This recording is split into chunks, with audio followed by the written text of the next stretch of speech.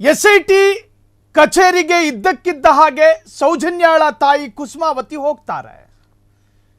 SIT ತನಿಖಾ ತಂಡದ ವ್ಯಾಪ್ತಿಗೆ ಸೌಜನ್ಯ ಪ್ರಕರಣ ಬರೋದಿಲ್ಲ. ಹಾಗಿದ್ರೆ ಸೌಜನ್ಯ ತಾಯಿ ದೂರಿನ ಪ್ರತಿಯೊಂದನ್ನು ಇಟ್ಕೊಂಡು ಅತ್ಯಂತ ಭಾವುಕತನದಲ್ಲಿ ಎಸ್ಐಟಿ ಕಚೇರಿಗೆ ಹೋದ್ರು.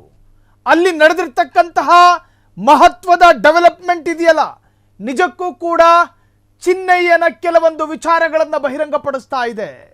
ಹಾಗಾದ್ರೆ 13 ವರ್ಷ ಕಳೆದರೂ ಕೂಡ ಸೌಜನ್ಯಾಳ ಬ್ರೂಟಲ್ ರೇಪ್ ಅಂಡ್ ಮರ್ಡರ್ ಪ್ರಕರಣದಲ್ಲಿ ಹೆತ್ತು ಹೊತ್ತು ಸಾಕಿದ ಕುಸುಮಾಳಿಗೆ ಈಗಲೂ ಒಂದು ನ್ಯಾಯದ ಭರವಸೆ ಇದೆ. ಆ ನ್ಯಾಯ ಸಿಗಬೇಕು ಅಂದರೆ ಚಿನ್ನಯ್ಯ ಬದಲಾಗಬೇಕು. ಹಾಗಾದ್ರೆ ಚಿನ್ನಯ್ಯ ಬದಲಾಗ್ತಾನ? ಸೌಜನ್ಯಾಳ ತಾಯಿ ಕೊಟ್ಟ ದೂರಿನ ಪ್ರತಿಯಲ್ಲಿ ಅಂತಹದ್ದೇನಿದೆ? ಎಸ್ಐಟಿಗೆ ಸೌಜನ್ಯ ತಾಯಿ ಕೊಟ್ಟ ದೂರಿನಲ್ಲಿ ಆ ತರಹದ ಮಹತ್ವದ ವಿಚಾರ ಏನಿದೆ? ಎಸ್ಐಟಿಗೆ ಇವತ್ತು ಮಟ್ಟ ಮಧ್ಯಾಹ್ನವೇ ಗೌಪ್ಯವಾಗಿ ದೂರು ನೀಡಿದ್ದ ಕುಸುಮಾವತಿ ಇದೀಗ ಬಹಿರಂಗಪಡಿಸಿದ್ದಾರೆ. ಕುಸುಮಾವತಿ ನೀಡಿದ ದೂರಿನ ಪ್ರತಿ ಫ್ರೀಡಂ ಟಿವಿಗೆ ಲಭ್ಯವಾಗಿದೆ. ಸೌಜನ್ಯ ತಾಯಿ ಕೊಟ್ಟಿರುವ ದೂರಿನಲ್ಲಿ ಏನೆಲ್ಲ ಇದೆ ಗೊತ್ತಾ? ನಿಜಕ್ಕೂ ಕೂಡ ಶಾಕಿಂಗ್. ಒಂದು ತರಹದ ಆಘಾತ ಚಿನ್ನಯ್ಯನಿಗೋ ಮತ್ತೊಂದು ವರ್ಗಕ್ಕೋ. ಎಸ್ಐಟಿಗೆ ಸೌಜನ್ಯ ತಾಯಿ ಕೊಟ್ಟ ದೂರಿನಲ್ಲಿ ಆ ತರಹದ್ದೇನಿದೆ? ದೂರನ್ನ ಕೊಟ್ಟಿದ್ದಾರೆ. ಆ ದೂರಿನಲ್ಲಿ ಚಿನ್ನಯ್ಯನನ್ನ ನೀವು ತನಿಖೆಗೆ ಒಳಪಡಿಸಬೇಕು ಎನ್ನುವಂತಹ ಒಂದು ಮನವಿ. ಅಲ್ರಿ, ಎಸ್ಐಟಿ ತನಿಖೆಯ ವ್ಯಾಪ್ತಿಗೆ ಸೌಜನ್ಯಾಳ ಕೇಸ್ ಬರೋದಿಲ್ಲ. ಚಿನ್ನಯ್ಯನನ್ನು ಯಾಕೆ ಎಸ್ಐಟಿ ಅವರು ಮತ್ತೆ ತನಿಖೆಗೆ ಒಳಪಡಿಸಬೇಕು? ಅದಕ್ಕೆ ಕಾರಣ ಕೊಡ್ತಾರೆ ಸೌಜನ್ಯಾಳ ತಾಯಿ ಕುಸುಮಾವತಿ. ಆ ದೂರಿನ ಪ್ರತಿ ಫ್ರೀಡಂ ಟಿವಿಗೆ ಲಭ್ಯವಾಗಿದೆ. ಹಾಗಾದ್ರೆ ಸೌಜನ್ಯಾಳ ತಾಯಿ ಕುಸುಮಾವತಿ ಕೊಟ್ಟ ದೂರಿನಲ್ಲಿ ಆ ತರಹದ್ದೇನಿದೆ? ನಿಜಕ್ಕೂ ಕೂಡ ಎಸ್ಐಟಿ ತನಿಖೆ ಮತ್ತೆ ಚುರುಕುಗೊಳ್ಳುತ್ತಾ ಎನ್ನುವಂತಹದ್ದು. ಸೊ ಎಸ್ಐಟಿ ಮುಖ್ಯಸ್ಥ ಪ್ರಣವ್ ಮೊಹಂತಿ ಉದ್ದೇಶಿಸಿ ಸೌಜನ್ಯ ತಾಯಿ ದೂರನ್ನು ಕೊಟ್ಟಿರುವಂತಹದ್ದು. ಸೊ ನಿಜಕ್ಕೂ ಕೂಡ ಸೌಜನ್ಯ ತಾಯಿ ದೂರಿನಲ್ಲಿ ಏನೇನು ಉಲ್ಲೇಖ ಮಾಡಿದ್ದಾರೆ? ಚಿನ್ನಯ್ಯನ ಒಂದು ಸಂದರ್ಶನ ಇತ್ತೀಚೆಗಷ್ಟೇ ರಿವೀಲ್ ಆಗಿತ್ತು. ಆ ಸಂದರ್ಶನದಲ್ಲಿ ಚಿನ್ನಯ್ಯ ಹೇಳಿರ್ತಕ್ಕಂತಹ ಅತಿ ಮಹತ್ವದ ಸಾಕ್ಷ್ಯ, ಆ ಸಾಕ್ಷ್ಯ ಹಳ್ಳ ಹಿಡಿಬಾರ್ದು. ಒಂದು ಕಡೆ ಕುಸುಮಾವತಿ ಹೇಳ್ತಾರೆ ಆ ಸಾಕ್ಷ್ಯ ಹಳ್ಳ ಹಿಡಿಬಾರ್ದು. ಎಸ್, ಹಾಗಾದ್ರೆ ಎಸ್ಐಟಿ ಮುಖ್ಯಸ್ಥ ಪ್ರಣವ್ ಮೊಹಂತಿ ಉದ್ದೇಶಿಸಿ ಸೌಜನ್ಯ ತಾಯಿ ದೂರು. 2012 ಅಕ್ಟೋಬರ್ 9 ನನ್ನ ಮಗಳ ಹತ್ಯೆಯಾಯಿತು. ಸೌಜನ್ಯ ಭೀಕರ ಹಿಂಸೆ ಮತ್ತು ಮೃಗೀಯವಾಗಿ ಅತ್ಯಾಚಾರಕ್ಕೆ ತುತ್ತಾಗಿ ಕೊಲೆಯಾದಳು. 2025 ಪೊಲೀಸರು ನಿಜವಾದ ಆರೋಪಿಗಳನ್ನು ಗುರುತಿಸಿಲ್ಲ. ಸದ್ಯ ಎಸ್ಐಟಿಯು ಚಿನ್ನಯ್ಯನನ್ನ ವಶಕ್ಕೆ ಪಡೆದು ತನಿಖೆ ಮಾಡ್ತಾ ಇದೆ. ಈ ಚಿನ್ನಯ್ಯ ಅನಾಮಿಕ ಶವಗಳನ್ನು ವಿಲೇವಾರಿ ಮಾಡ್ತಾ ಇದ್ದ.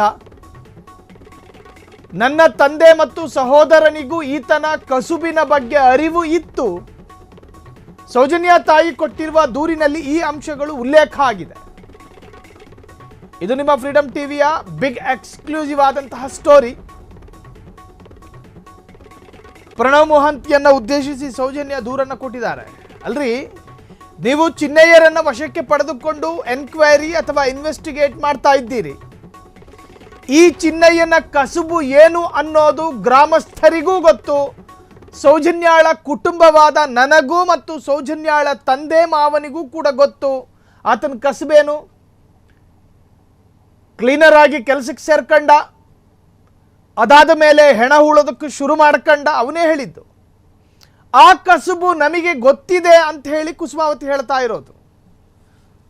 ಸೊ ಕುಸುಮಾವತಿಗೆ ಈಗ ಕಾಡ್ತಾ ಇರತಕ್ಕಂತಹ ಆತಂಕ ಏನು ಅಂತ ಕೇಳಿದ್ರೆ, ಈಗಾಗಲೇ ಹೇಳಿಕೆಯನ್ನ ಬದಲಿಸಿಕೊಂಡಿದ್ದಾನೆ. ಯಾರು? ತಮ್ಮಯ್ಯ. ಯಾರದು? ಚಿನ್ನಯ್ಯ. ಹೇಳಿಕೆಯನ್ನ ಬದಲಿಸಿಕೊಂಡಿದ್ದಾನೆ. ಮುಂದೆ ಮತ್ತೆಯೂ ಕೂಡ ಯೂಟರ್ನ್ ಆಗೋ ಸಾಧ್ಯತೆಗಳಿದ್ದಾವೆ. ಹಾಗಾಗಿ ಚಿನ್ನಯ್ಯನನ್ನ ಸರಿಯಾದ ರೀತಿಯಲ್ಲಿ ತನಿಖೆ ಮಾಡಬೇಕು. ಒಂದು ಕಡೆ ಬ್ರೈನ್ ಮ್ಯಾಪಿಂಗ್ ಮಾಡಿ ಅಂತ ಹೇಳಿ ಗಿರೀಶ್ ಮಟ್ಟಣ್ಣ ಹೇಳ್ತಾರೆ. ಮತ್ತೊಂದು ಕಡೆ ಮಹೇಶ್ ಶೆಟ್ಟಿಯು ಕೂಡ ಆತನನ್ನ ಮಂಪರು ಪರೀಕ್ಷೆಗೆ ಒಳಪಡಿಸಿ ಅಂತ ಹೇಳ್ತಾರೆ. ಮಂಪರು ಪರೀಕ್ಷೆಗೆ ಆತ ಬದಲಾಗಿದರ ಬಗ್ಗೆಯೂ ಕೂಡ ಸಂದೇಹಗಳಿದಾವೆ. ಆತನೇ ಬರ್ತಾನೆ, ಮಹೇಶ್ ಶೆಟ್ಟಿಯ ಜೊತೆ ಹೇಳಿಕೊಳ್ತಾನೆ, ನನಗೆ ಪಾಪ ಪ್ರಜ್ಞೆ ಕಾಡ್ತಿದೆ, ನಾನು ಅನೇಕ ಹೆಣ್ಣು ಮಕ್ಕಳನ್ನು ಹೂತು ಹಾಕಿದ್ದೀನಿ, ನನಗೆ ಆ ಹೆಣ್ಣು ಮಕ್ಕಳನ್ನು ಹೂತು ಹಾಕುವ ಸಂದರ್ಭಗಳಲ್ಲೆಲ್ಲ ನನ್ನ ಮಕ್ಕಳ ನೆನಪಾಗ್ತಾ ಇತ್ತು, ಅವರ ಮೇಲೆ ಲೈಂಗಿಕ ದೌರ್ಜನ್ಯಗಳಾಗಿತ್ತು, ಅವರ ಮೇಲೆ ಅತ್ಯಾಚಾರದ ಗುರುತುಗಳನ್ನು ನಾನು ಕಣ್ಣಾರೆ ನನ್ನ ನಗ್ನ ನೇತ್ರಗಳಲ್ಲಿ ನೋಡಿದ್ದೀನಿ. ಪುಂಖಾನುಪುಂಖವಾಗಿ ಶಂಕ ಊದಿದ್ದ. ಆತನ ಹೇಳಿಕೆಗಳನ್ನು ಕೇಳಿಸಿಕೊಂಡು ಅನೇಕ ಜನ ಸಿನಿಮಾ ಮಾಡೋದಕ್ಕೂ ಮುಂದಾಗಿದ್ರು. ಸೊ ಹಿಂಗಿದ್ದಾಗ ಇದ್ದಕ್ಕಿದ್ದ ಹಾಗೆ ಒಂದು ಸಂದರ್ಶನ ವೈರಲ್ ಆಗುತ್ತೆ. ಇವತ್ತು ಸೌಜನ್ಯಾಳ ತಾಯಿ SIT ಕಚೇರಿಗೆ ಹೋಗಿ ದೂರು ಕೊಡೋದಕ್ಕೂ ಕಾರಣ ಅದೇ ಸಂದರ್ಶನ. ಆ ಸಂದರ್ಶನದಲ್ಲಿ ಚಿನ್ನಯ್ಯ ಎಂದಿನಂತೆ ಮಾತನಾಡಲಿಲ್ಲ. ಮುಖ ಮುಚ್ಕೊಂಡು ಕಣ್ಣು ಮಾತ್ರ ತೋರಿಸ್ಕೊಂಡು ಮಾತನಾಡಿದ್ದಲ್ಲ, ಎಲ್ಲ ಬಿಚ್ಚಿಟ್ಟಿದ್ದ, ಮಾಸ್ಕ್ ಎಲ್ಲ ಕಳಚಿಟ್ಟು ಆ ಸಂದರ್ಶನದಲ್ಲಿ ಪಾಲ್ಗೊಂಡ. ಆ ಸಂದರ್ಶನದಲ್ಲಿ ಆತ ಉಲ್ಲೇಖ ಮಾಡಿರ್ತಕ್ಕಂತಹ ಒಂದೊಂದು ವಿಚಾರವೂ ಕೂಡ ಸೌಜನ್ಯಾಳ ಬಗ್ಗೆ, ಹೆಣವುತ ಪ್ರಕರಣಗಳ ಬಗ್ಗೆಯೂ ಮಾತನಾಡಿದ್ದಾದರೂ ಕೂಡ ಅದರಲ್ಲಿ ಅನೇಕ ವಿಚಾರಗಳು ಸೌಜನ್ಯ ಪರವಾಗೇ ಇತ್ತು, ಸೌಜನ್ಯ ವಿಚಾರವಾಗಿಯೇ ಇತ್ತು. ಸೊ ಅನೇಕ ವಿಚಾರಗಳು ಸೌಜನ್ಯ ವಿಚಾರವಾಗಿ ಮಾತನಾಡಿದ್ದ. ಹಾಗಾದ್ರೆ ಕ್ಷಣ ಕ್ಷಣದ ಸುದ್ದಿಗಳಿಗಾಗಿ ಫ್ರೀಡಂ ಟಿವಿ ಸಬ್ಸ್ಕ್ರೈಬ್ ಮಾಡಿ, ಲೈಕ್ ಮಾಡಿ ಹಾಗೂ ಫಾಲೋ ಮಾಡಿ. ಹೊಸ ಸುದ್ದಿಗಳ ನೋಟಿಫಿಕೇಶನ್ಗಾಗಿ ಬೆಲ್ ಐಕಾನ್ ಮೇಲೆ ಕ್ಲಿಕ್ ಮಾಡಿ.